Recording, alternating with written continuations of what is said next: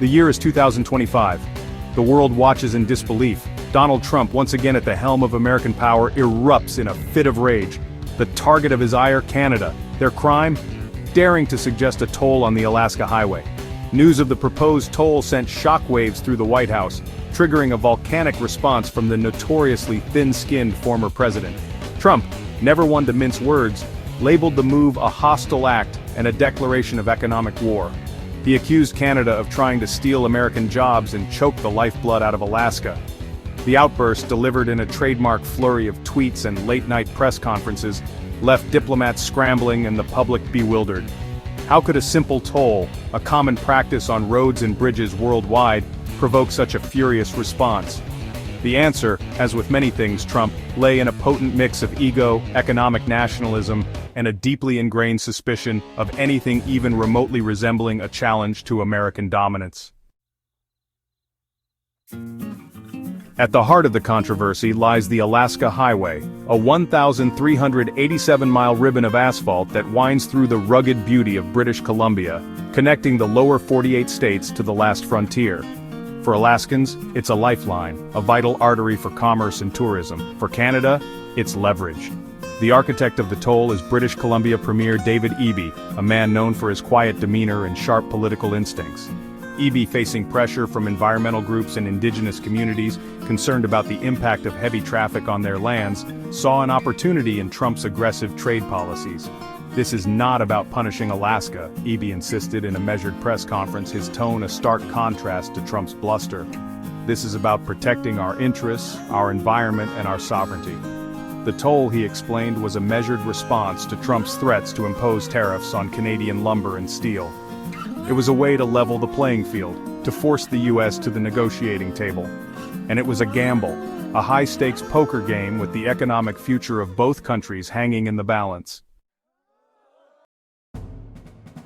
Trump, however, saw no such nuance. He viewed the toll as a personal affront, a direct attack on his leadership and his America First agenda. He lashed out, accusing Canada of blackmail and threatening swift and devastating retaliation. "They want to play games?" he thundered in a late-night tirade. "We'll show them what happens when you mess with the United States of America."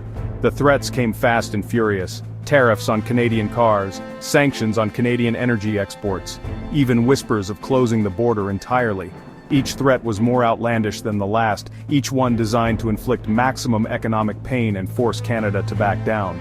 The world watched in a mix of amusement and horror as the leader of the free world engaged in a diplomatic temper tantrum.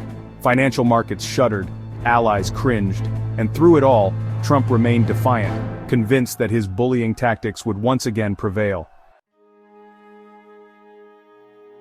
Section 4. Economic Fallout. Alaska braces for impact. Meanwhile in Alaska, the mood was a mixture of anxiety and anger. The state, heavily reliant on tourism and trade with the lower 48, braced for the economic fallout. Businesses dependent on the steady flow of goods and visitors along the Alaska Highway feared the worst. "This toll is going to kill us," lamented one business owner in Tok, Alaska, his voice thick with worry. "We rely on the summer tourist season to survive. If people have to pay extra just to drive through Canada, they'll go somewhere else." The potential impact went beyond tourism. The Alaska Highway is a vital artery for the transportation of food, fuel, and other essential goods to a state with limited access to the contiguous U.S. A toll, businesses feared, would drive up prices and make life in Alaska even more expensive. Section 5. A border in limbo, uncertainty looms over future trade. As the standoff dragged on, the future of U.S.-Canada relations hung precariously in the balance. Negotiations sputtered and stalled, bogged down in a quagmire of mistrust and political posturing. The once friendly border, the longest undefended border in the world, took on a new tension, a palpable symbol of the widening rift between two nations once considered the closest of allies.